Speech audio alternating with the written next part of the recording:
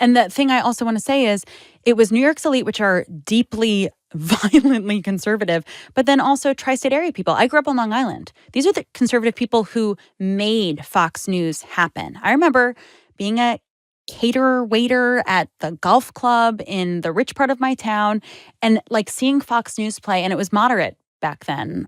So it was kind of similar to what was on NBC and ABC.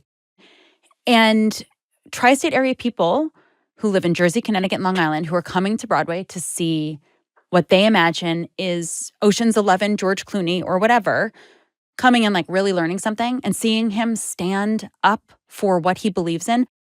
Seeing people stand up for human rights and what they believe in is rare these days. Not because it doesn't happen, but because it isn't distributed by the algorithms. Yes. So I see these people like moved. And it was important that these people are moved and know where we're at.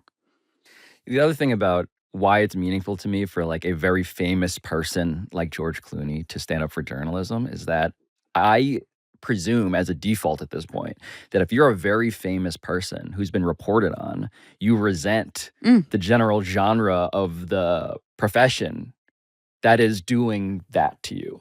And of course... And do you mean reported on like famous stuff? I just mean public scrutiny from people who call themselves reporters that may well be, as well as tabloid people who are not, but wear the costume of it. Right. Copy that. But just like the general thing of like, I can understand if that guy's like, if anyone in that position is like, yeah, this isn't going to be my cause.